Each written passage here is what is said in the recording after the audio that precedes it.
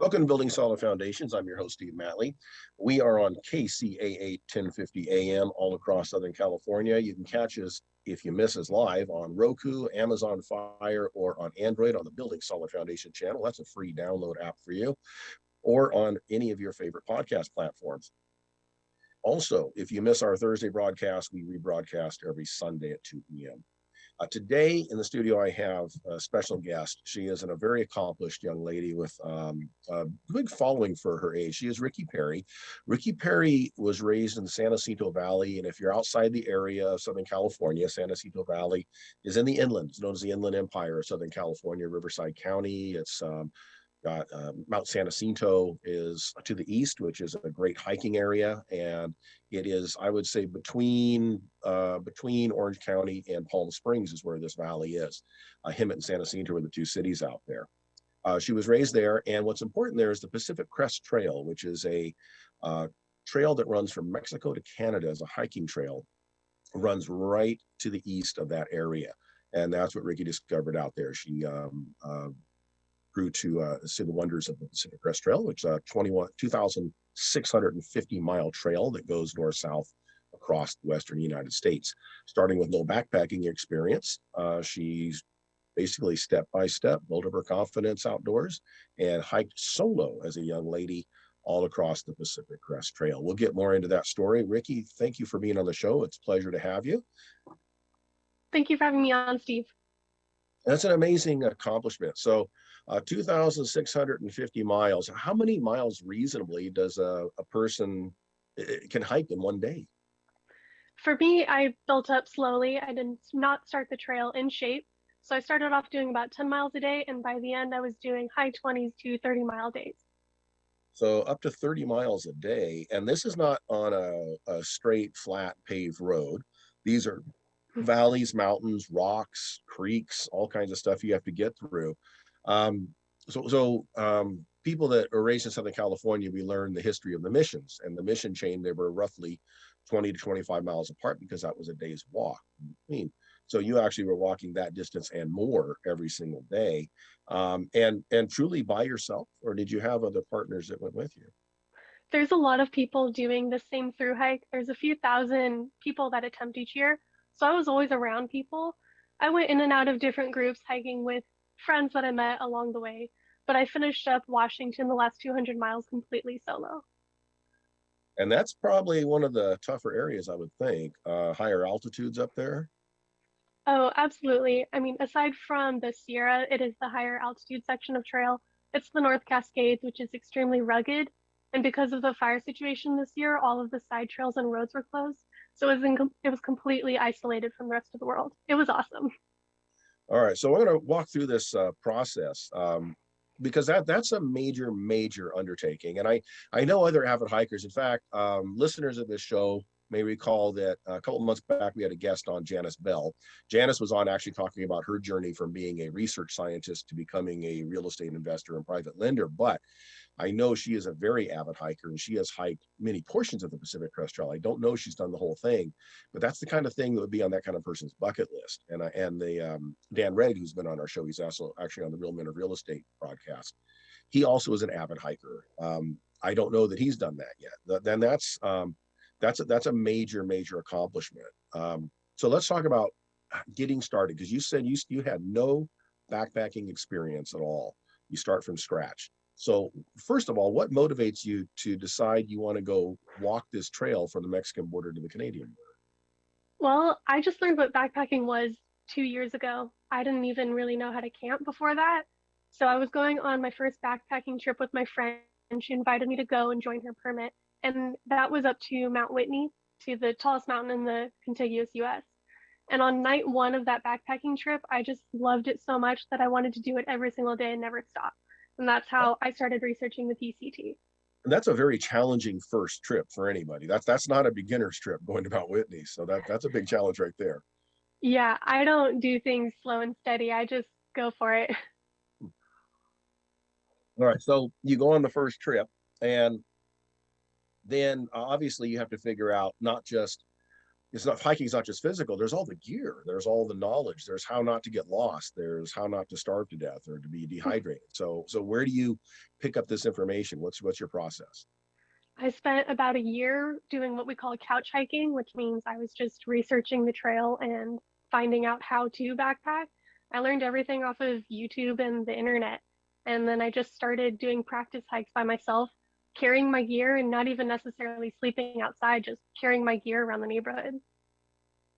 Okay, so you're practicing getting used to the weight and the balance and all those things. And I know there's a science to how to pack your pack to make sure that Mhm. it doesn't chafe you or you give you back problems and those kind of things.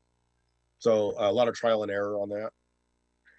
Not much trial and error. I went on two backpacking trips that were less than 30 miles before to practice with my gear, and I just figured it out as I go. The PCT is very forgiving. The fact that in the beginning, every 3 days there's a town, so I could go into town and readjust my gear and my pack as I needed to. Okay, and obviously fully self-contained. You're out there in the boonies, so there's no Mhm. toilet facilities, there's no food facilities. You're on your own for everything, so you literally have to bring everything with you: your food, your cooking, Correct. sleeping, your change of clothes, hygiene, everything, right? And all that's got to somehow fit. Now, what's the weight of your pack that you're carrying? My pack weight, it fluctuated depending on what the season was or what section, but it never got over 25 pounds, I believe. That's pretty amazing. That's not much weight for everything you have to bring with you. So what's in that pack? What's 25 pounds mean in a backpack? So the biggest section of weight is the food, of course. About 2 pounds of food a day, that adds up quickly. And then water is the heaviest. Other than that, I had my pack, a sleeping pad, just a 2-inch inflatable pad that was only as long as my torso, and a sleeping quilt and my tent. I slept in the clothes that I had on my back, and I had one change of socks. Okay. So is this one where you said there's a town every few days? Is that where you try to find a hotel and shower or something like that? Do you bathe in a lake or what do you do? Sometimes, yeah, I did a lot of trail laundry, so I'd wash my clothes up in a creek or a lake. I would shower maybe every other town and didn't really get a motel room for a night's rest until I got out of California. Okay. All right. And this is what time of year were you doing this? So the PCT season goes from April to October. I just got back. Which is the warmer season in most of the West, obviously. The Correct. West Coast, even in the mountainous areas, can get fairly warm in the summertime. So if you start in April, so you're in the hottest part of it. If you started Mexico and you went northbound, is that correct? Yes, I did. Okay, so that's probably the hottest part of the trail. So you knock that out in April, which is probably the right time of year to do that. You don't want to be on that part of the trail in August. Right. I was finishing up the desert. I was up around Mojave actually in the beginning of June, so it was pretty toasty. Getting pretty toasty already. Yeah. Okay. So 90 days to get to Mojave, which is roughly center of California. Right. It took me over 3 months to do the first half of trail and then a little over 2 months to do the second half of trail. That's because I was building up my trail legs, what they call it. Right. You can do longer and longer hikes, right? Right. Right. And now I've been on little parts of the Pacific Trail because it crosses a lot of the major roads that go Hmm. around Southern California. If you want to get between the coast and out to the resort towns of the Coachella Valley, you have to go past the Pacific Trail. Um, and some of it is in fairly mountainous regions, and some of it is in low desert areas. It kind of hits every climate zone, I think, that's available out there. So you're lugging all this stuff, and you said you stop every few days to repack. But the food, now, if you're taking 2 pounds of food for a day, that means you've got to replenish during your trip. Correct. So every 5 to 7 days when I would get into a town, that's when I would get to a grocery store and restock up on food. And are you using so a grocery store? So you're actually using more fresh food as opposed to the dehydrated stuff, Oh I no, it was guess. all dehydrated, processed stuff, a lot of Oh, mashed potatoes and top ramen. okay. Because I know they sell the special hiking um, kind of K ration kind of stuff. Yeah, But uh, those were always like a special treat. They're about $10 a pack, and when you're not working and you're hiking for 6 months, pennies count anywhere you can save them. All right. Yeah, I know they have some, some what look like fairly fancy dinners, but I've always been suspect of a fancy dinner that comes in a pouch. But it's They're so good enough when you're hungry. so then the question comes up, is that able to maintain the nutrition? Because getting the fresh vegetables and those kind of things, is that a challenge? Yeah, it is a challenge. Every time I'd get into town, I'd try to get those vegetables and vitamins whenever I could. I was taking a multivitamin and then some iron supplements just to make sure I was keeping my protein up. Okay. And obviously the carbs aren't an issue. One, your age, because when I was your age, I could eat carbs all day long and it didn't affect me at all. And the second thing is you're burning, I don't know how many calories you're burning a day. You must be burning, what, 5,000 calories a day or something. Yeah, by the end, I had a smartwatch and I was burning close to 5,000 calories a day. I lost 30 pounds before I even got out of the desert. You lost 30 pounds. So, Yeah, I did. okay. That I don't know that there's 30 pounds on you could lose, but that's, Not anymore. you know, so, I'm seeing you remotely, but you don't look like an extremely large person. So it seemed to me like that's significant, pretty significant percentage of your overall body weight. Yeah. That's pretty aggressive exercise level. But so we're going to have to take a break. We're coming to a break. When we get back, what I want to do is move to the next step is organizing your trip up the trail. And kind of, if you could walk me through, stage by stage, how that looked going through and what changed. So this is Building Solid Foundations Radio. We're talking to Ricky Perry. She has 23,000 followers on TikTok, and she completed the full 2,650-mile trail across the Western United States, the Pacific Crest Trail. We're going to be right back with her story after this on Building Solid Foundations Radio. Fire Up Connect is the most innovative business networking group, supporting and collaborating with a dozen of small businesses that are interested in building and establishing strong business connections, hosting educational live seminars while carrying out business and community-driven projects, as well as marketing programs as a part of its membership program. Fire Up Connect also offers virtual assistance with a wide range of services including inbound customer support, chat support, appointment setting and email management, graphic designing, video editing, web design and development, social media marketing, e-commerce solution, content writing and much more. For more information, head on over to www.fireupconnect.com. Fire Up Connect, helping success stories unfold every day.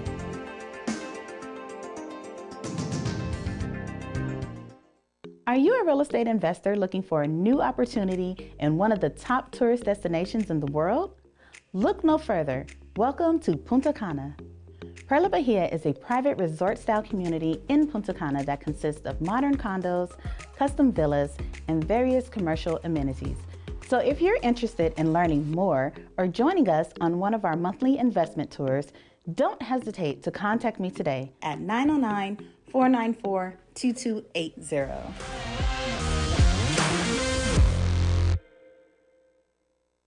Welcome back to Building Solid Foundations Radio. I'm your host, Steve Matley. Today, we're talking to Ricky Perry. She is an amazing young lady who hiked the entire Pacific Crest Trail with really very little previous training at all. Started from scratch, did some research for a year, then put her pack on and got out there and did the entire trail. Before the break, we were talking about kind of the pack and the preparation for it. So now, Ricky, what I want to talk to you is your plan for moving up the trail and the different phases of it. So you started, you're in San Jacinto Valley. So if you started at the Mexican border, that means you had to go south about, I would say, roughly 2 hours from where you are in San Jacinto Valley to get to the start of the trail. Did you hike that, or did you drive down, get started there, and then just walk all the way up? Right. I got dropped off. We call it the southern terminus. It's in Campo in San Diego County. So my Right. fiance, Okay. he drove me down and dropped me off, sent me on my way. And is that kind of a daunting thing to get dropped off and left in the middle of Campo by yourself because Campo, for people that don't know, it is a small little town in the middle of nowhere in the desert of Southern California. There's really not much around at all for 100 miles any direction. So is that a little bit daunting to get dropped off and say, what did I get myself into? It was incredibly nerve-wracking. In the beginning, I had the luxury of it seeming somewhat familiar, me being from here. All of my hiking experience is around the SoCal desert, but taking on such a huge task, knowing I'm starting at zero out of 2,650 miles, that it just made me sick to my stomach to think about what was ahead. All right. And so you obviously had cell phones and those things, so in case of emergency you could contact someone. Absolutely. I had my cell phone. There's great cell phone service through the whole desert. And then I also had a Garmin InReach, which is a satellite phone with an SOS spot device. Okay, so just in case you can't get the connectivity through your carrier, the satellite's pretty much good everywhere. Yeah, it is. As long as there's a view of the sky. So on cloudy days, you might be SOL, but it never seemed to be a problem. So I know, as I mentioned, I know several very avid hikers, and the one rule they always say is, if you're not extremely experienced, you never go off on hikes by yourself. It's the craziest thing you can do.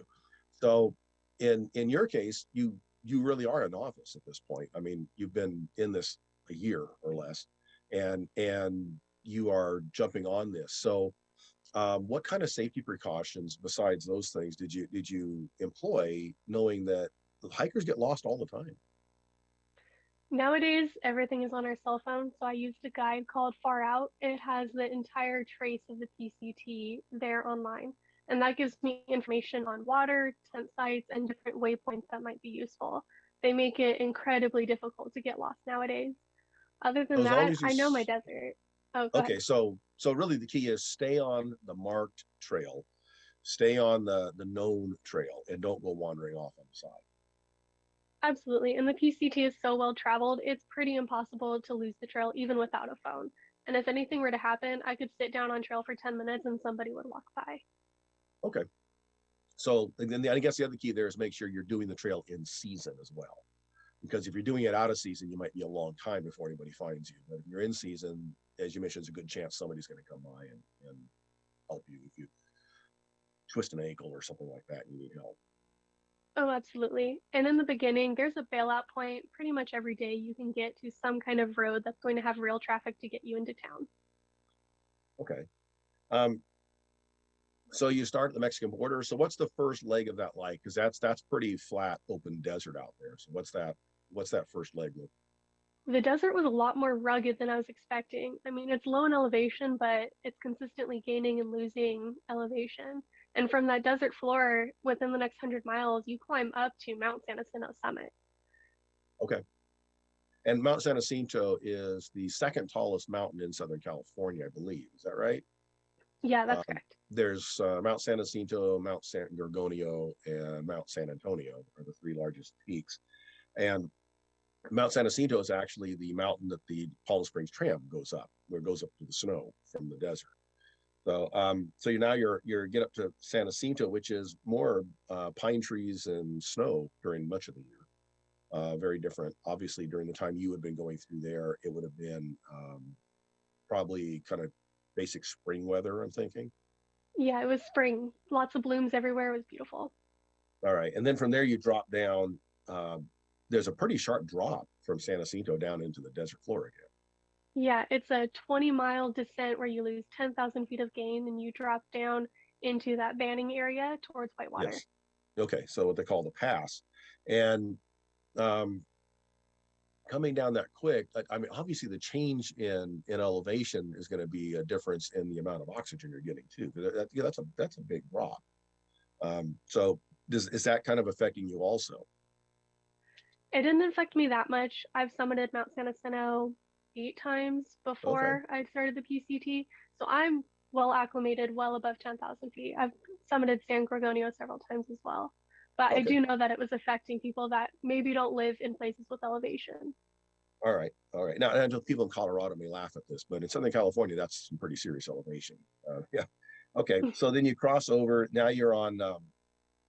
You end up basically crossing to the north side of the 10 freeway now, and you're going up towards, I guess, Big Bear. Is that kind of the area you're going up towards after that? Yeah, that's right. The trail, it goes up to Big Bear and then essentially you go up to the mountains and then back down and across the I-10 and then up into the next mountain. That's the whole SoCal section. So Big Bear, you're back up kind of like Mount San Jacinto is more alpine type weather. And then you're dropping back down into a high desert after that. I'm thinking that's probably going out through Lucerne Valley, Apple Valley, that area. Is that where that is? Yeah, that's correct. Apple Valley, Hesperia. Okay. So that's going across where the 15 freeway comes across. And you're heading up, I guess, roughly along what would be the old 395, but up on the mountains, right? Right. Yeah, we go up to Mount Baden-Powell before veering towards the 395 to get to Bishop.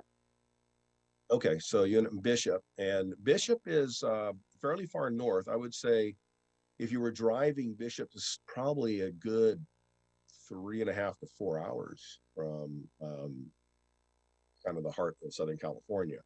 So that's a pretty good distance. It's pretty desolate out there too, all that whole area. There's small desert towns, not a lot around, and then when you're in the mountains itself, there's probably not much. There's even less. And the hiking trail does not follow the highway. The hiking trail, I think, is a little to the west of it. Is that correct? I believe so, yeah. So we Yeah. touch Mojave.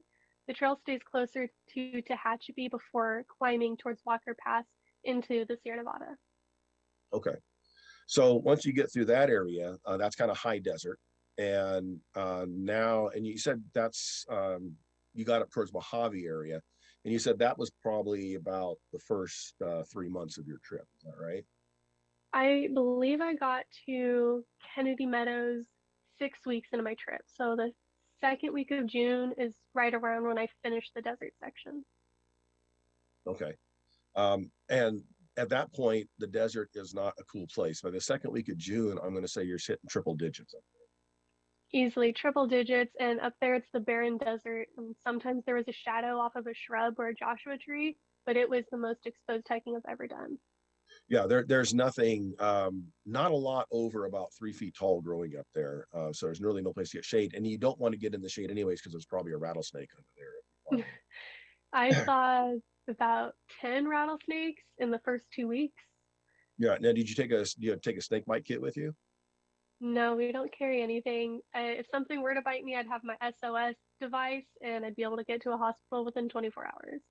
Okay. So you'd have to basically just tourniquet it off and wait for someone to come get you. Yeah. Okay. Exactly. Yeah, and that is the thing. Southern California doesn't have a lot of nature that wants to kill you. It doesn't have alligators, and it doesn't have, a lot of water snakes and those things, but it does have rattlesnakes, and it has black widows, and it has brown recluse spiders, and those are kind of the most dangerous things we have. And there's some scorpions in the desert, but they're not deadly. They just hurt. But the rattlesnakes are the things that'll get you, and they like to hang out in the shade in the bushes. They also like to come out and sun themselves on the trail at certain times of day too. You don't want to bother them. So, and they blend in. You have to be very alert.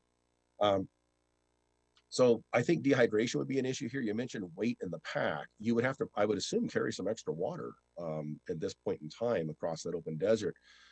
Is there a lot of places to refill water along there, or is it a long distance in between? So in the earlier parts of the desert, there would be water maybe every 10 to 20 miles. And I'd carry Okay. about 2 to 3 water bottles to get to each water source. Near the end of the desert, water was about 30 miles apart. So for me, that's a day and a half without any natural water sources. Okay, so and that means extra weight in your pack, because water's the heaviest thing you're going to carry. Right. At 2.2 pounds each liter, and sometimes carrying about 5 liters, it just hurts. It's painful.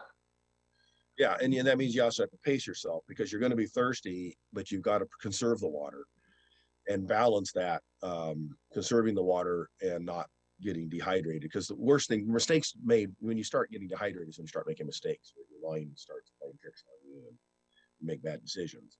That's one of the dangers in hiking, being dehydrated. The other thing I would think would be a lot of sunscreen would be in order. So I just wore clothing for sun protection. I'm actually horribly allergic to sunscreen. Oh, So okay. I had sun gloves, long sleeve shirt, pants, which just traps heat. And then I also had a sun umbrella that I clipped onto my pack. So that means you're sweating a lot, because and most people in that kind of weather would want to be wearing, tank top and shorts. But if you're allergic to the sunscreen, you don't get burned, because being sunburned would be miserable on a trip like Oh, awful. And I still got a bunch of color. I was so dark when I came out of the desert because there's no escaping the sun for days at a time. Yeah, and even clothing is not really completely UV protected. It seeps through. It gets you. Yeah. Okay, so you're up there in the heat of the desert in the end towards the end of the beginning of the summer, and now when you get up to, I mean, you said around Mojave, is that kind of where you got to about that time? Yeah, I was around or Tehachapi, Mojave, that area. Up Hatchabee, okay. And that's a little still a little higher elevation than the low desert. It's better than being down in the bottom of the desert, but it's still pretty warm up there. And Tehachapi is high enough that it does get cold and even a little snow sometimes, but it's still high desert, and it does get hot and it's very, very dry up there. All right. And you mentioned that took about the first 3 months, and then it took you 2 months to finish everything else. And I would say that the Tehachapi Mojave area is less than halfway, is it not? Oh, yeah, it's way less than halfway. So Considerably, the halfway point is near the end of California. I mean, right. yeah, So you California really is ramped it 76 up on miles. that second, that last I 2 months. did. The terrain in Oregon helped me really ramp it up. Oregon is way flatter than anything in California or Washington, so I was able to do consistent high 20s, 30-mile days in Oregon to push through. Okay. Okay. So now once we get past that area, I think from that point you're starting to head into the Sierras. And the Sierras, your weather's going to change a little bit, the topography is going to change, and the you're going to get trees, you're going to have rivers and streams and all kinds of water sources. Yeah. So that's a whole different thing. We're gonna get into that after the break and look through the Northern California stretch of this trail. The one thing before we go is what kind of lessons are you learning as you go through it? That's a really good question. I think the PCT is really a testament to the strength of my body. I just learned to trust what I'm capable of, but also trust myself to make smart decision-making skills. Okay, so you learn how strong you are both physically and mentally by challenging yourself. Oh, absolutely. I mean, to wake up and be in pain every single day, but still take on the challenge of hiking as far as I can, that takes some grit, and I learned that I had it. And I'm sure there's many days you woke up and thought, maybe I should just go home today and say, try this again later. I think I had about 2 days on trail where I thought, what have I gotten myself into? But I loved it every single day. Fantastic. We're going to have to take another break. When we come back, we're going to get into the next leg of the journey, and we'll continue talking to Ricky Perry about her journey, traveling the full 2,650 miles of the Pacific Crest Trail from the Mexican border to the Canadian border with really minimal background and experience in backpacking. A true testament to when you put your mind to something, you can make it happen. This is Steve Matley on Building Solid Foundations. We'll be right back after.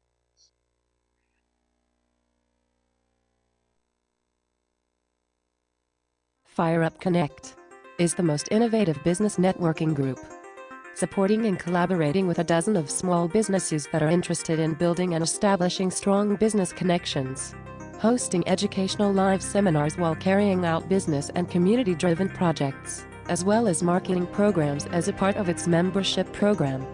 Fire Up Connect also offers virtual assistance with a wide range of services including inbound customer support, chat support, appointment setting and email management, graphic designing, video editing, web design and development, social media marketing, e-commerce solution, content writing and much more. For more information, head on over to www.fireupconnect.com. Fire Up Connect, helping success stories unfold every day.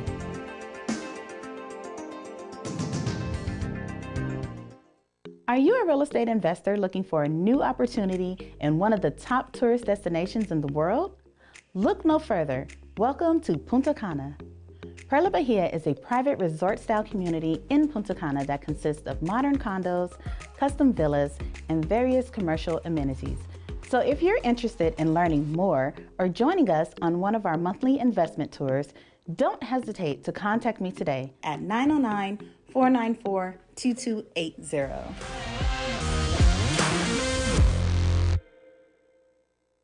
Welcome back to Building Solid Foundations Radio. This is your host, Steve Matley. We are talking to Ricky Perry today.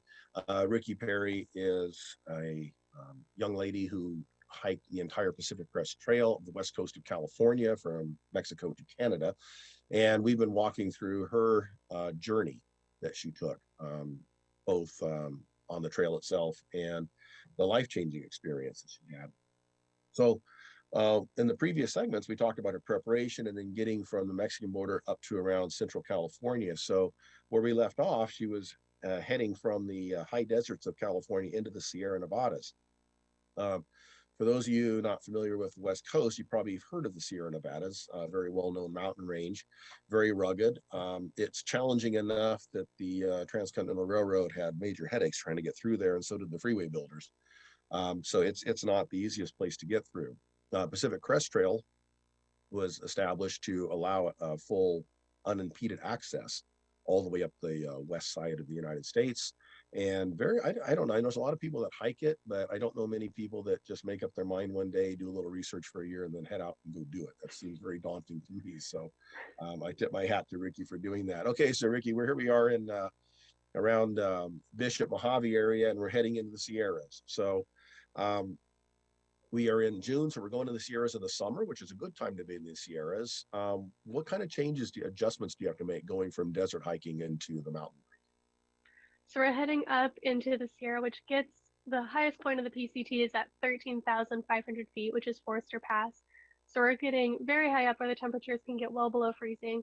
So I'm swapping out my desert clothing, I'm getting winter clothing, extra layers. And I'm also now anticipating a lot of bear activity. So I'm switching out my food bag to the heavy bear canister. Okay, so that adds weight to your pack, because what you don't want to do is have bears smell any food. Correct. And the Sierra Nevada is like a highway for backpackers. The bears know that we're there and that they have food. So bear storage is very important in the Sierras. And on top of that, we're also now dealing with high altitude sickness symptoms, and really managing those as we progress through the various passes of the Sierra. Okay, so it's like a whole different hike now. All the rules have changed. Where hydration and keeping from getting fried by the sun were the main issues. Now we don't want to get eaten by bears or be attacked by them to get our food. We don't want to freeze to death while we're sleeping overnight, and we don't want to have altitude sickness. Dehydration is probably still an issue up there. Again, California, even the Sierras, it snows up there, but still it's a fairly dry climate anyways, even though you're higher elevation. It's as soon as we hike up into the Sierra section, there's water everywhere. So you go from having no water to having too much water soaking your feet throughout the day. It's just an entirely different world. I got emotional, honestly, hiking up into the mountains, going from the intense heat and dehydration and the barren desert. And then one day you just pop up and there's a big granite pass and an alpine lake and waterfalls and flowers everywhere. It's really a spiritual, emotional experience. Yeah, and it's the kind of thing that inspired John Muir to take his pictures and to make Yosemite a national park. And when I was a kid, I used to see pictures of Sequoia, Yosemite, those kind of places. And I always look at it's great. When I actually went there for the first time as a person, it was still awe-inspiring, even though I'd seen all the pictures. Pictures do no justice to it. You have to see it in person. And I've also been in the so-called less impressive areas of the Sierras that are still equally impressive, where you look over the top of the knoll down and there's 3 or 4 or 5 crystal blue lakes down below you, surrounded by trees and rolling mountains. And it's phenomenal in that area. At the same time, it's a very dangerous area. Nature is beautiful, but at the same time, very, very dangerous. And bears, a lot of times they're trying to get food, not just for them, but that you have mama bears trying to feed their cubs. So you're up there. If it's, we're talking June area, July, you've got mama bears with cubs. And those are the most dangerous kind of bears you can Oh, absolutely. I did not come across any bears in the Sierra, though people all around me did. They're just black bears, though. It's really not a big concern for people that are through hiking. Most of the times you see a bear butt running away from you. I did have one really scary experience with a bear that was more north near Mount Shasta. I had an aggressive bear that was trying to get into my tent all night, and that it could not be scared off. And that bear was in my camp until 3 o'clock in the morning. But those California bears, they're different. They're more aggressive than the bears in Oregon and Washington for sure. They're probably more used to people and probably less afraid of people. is my They're guess. more used to people, and my guess is there's less food for them there. I mean, up north they have so many berries to graze on, and here I think they're getting desperate. Yeah, and yeah, a hungry bear is not a bear to mess with. That's no two ways about that. So and then the freezing issue, you go from the biggest issue getting, dehydrated and burnt to freezing to death while you're trying to sleep at night. Now, you have a full tent, or is this like a bivy sack, or what kind of a tent arrangement do you have? I slept in a full tent. I need my luxury tent that has enough space for me to sprawl all my items out on. And then I have it's a quilt similar to a mummy bag, and that attaches to the pad that I sleep on at night. Okay, okay, and all that still fits in that pack and keeps it that way. And so that's a matter of picking the right equipment, because, and I do know that the right camping equipment that has the warmth, that has the size and space you need, but also is very, very lightweight, is not inexpensive. It's the most affordable. No, it was a big investment, which is part of why it took me a year to accumulate all of my gear, as I was trying to make smart decisions and invest in gear that was going to last me for a long time. Right.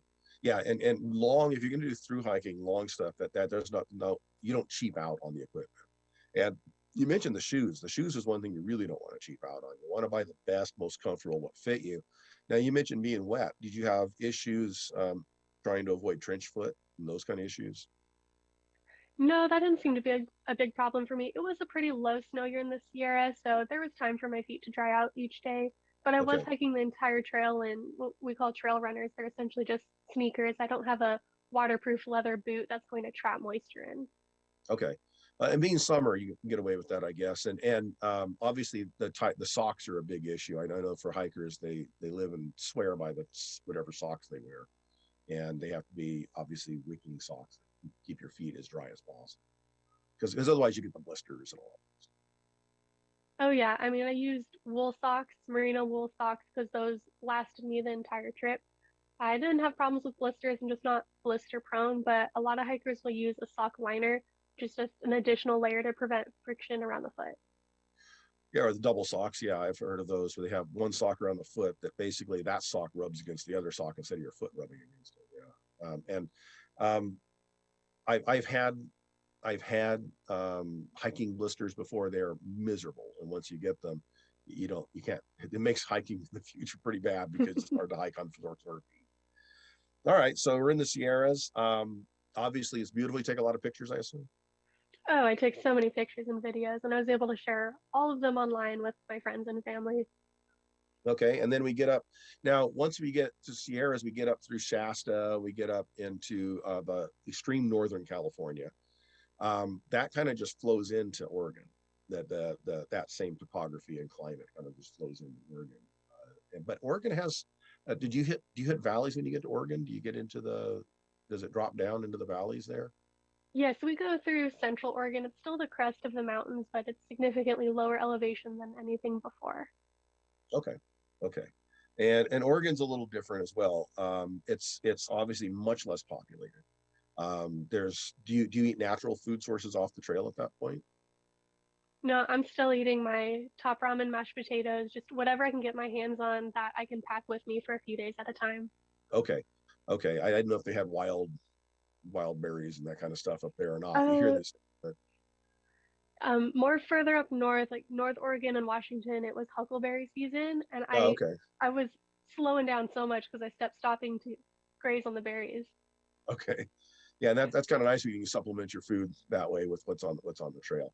And Oh, now exactly. the trail, it runs basically through national parks and forests. Is that right? Yeah, it goes through, oh, I want to say 27 national forests and then three national parks. Okay. So there's not a lot of there's not a lot of private land on the other side. So if you did find wild growing food, it would probably be okay to grab that, I assume, right? Yeah, a lot of the private land would be in the desert section. Those are cattle farms.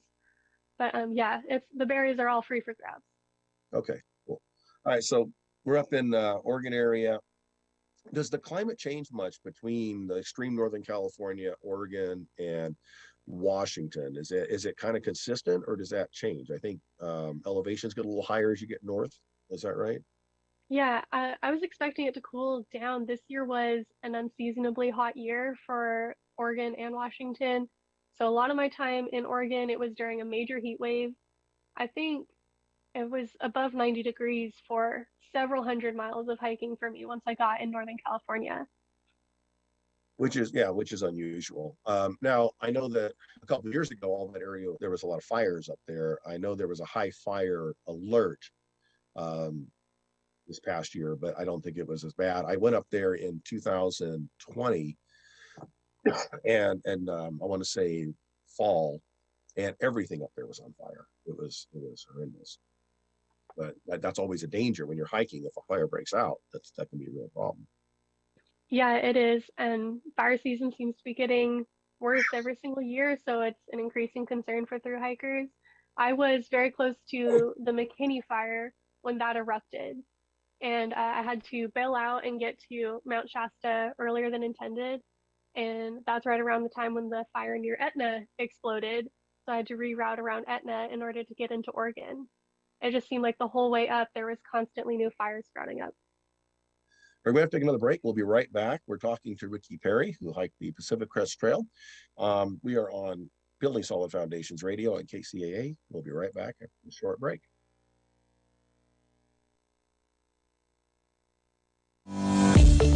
Choose power today and help us create a cleaner planet. Over the past years, utility prices have rapidly increased. Power provides home energy solutions that would save money. Power is the world's first virtual solar company that aims to adopt sustainable energy worldwide. Our company delivers low-cost, clean, and reliable energy solutions. The solar investment allows you to become eligible for an income tax credit. The solar investment is a great way to provide long-term value. Power is the first solar company that reduces carbon footprint for a cleaner environment. Power is experienced and one of the fastest growing solar companies in the United States, which provide the best solutions according to your needs. Call today for your free solar consultation. Join us as one of our ambassadors and earn $1,000. Earn $1,000 when the installation is completed. Free sign up at www.power.com/marie.waite/ambassador. Feel good about what powers your life. Marie Waite, your solar consultant. 951-378-5316. Enjoy your life with solar.com.